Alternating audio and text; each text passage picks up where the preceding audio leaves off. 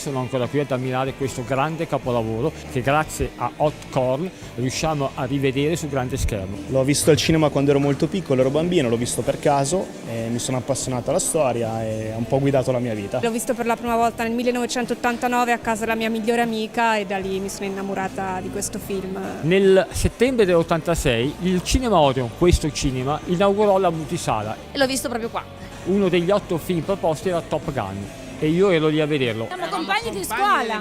L'ho visto al cinema da piccolissimo, l'ho visto dopo in televisione, lo rivedo, un cult veramente. Ti ricordi quando lo vedevamo ai tempi delle medie? Dobbiamo assolutamente andarlo a rivedere. Da dodicenne dell'epoca, nella scena dove si baciavano, io ho dovuto chiudere gli occhi perché non ero ancora preparata per queste cose.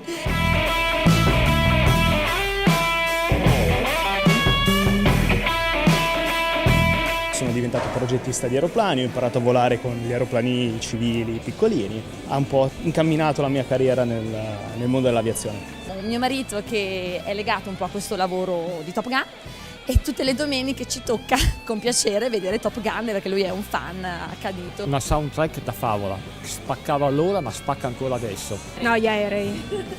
Su tutto gli aerei. Gli aerei sono quelli che fanno la differenza, ma tutta la storia che è bella. È un film intramontabile, un cult movie.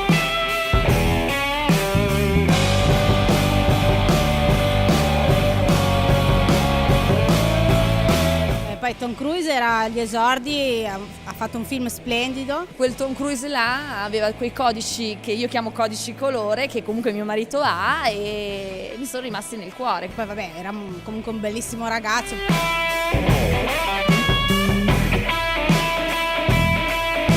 La mia scena preferita quando sfiora la torre di controllo che al comandante gli cade il caffè di mano. Io penso che in realtà gli aerei siano un contorno, nonostante sia comunque girato con queste scene meravigliose. Sì, il senso dell'amicizia e Il fondo è la storia sua di crescita personale ed è questo anche secondo me che ha fatto il cult. E soprattutto la libertà che ti dà la sensazione di volare, ecco.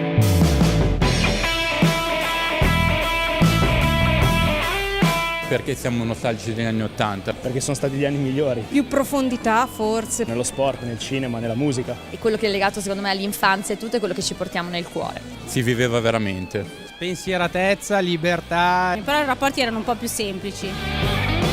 Top Gun. Top Gun 2, speriamo che il seguito sia all'altezza.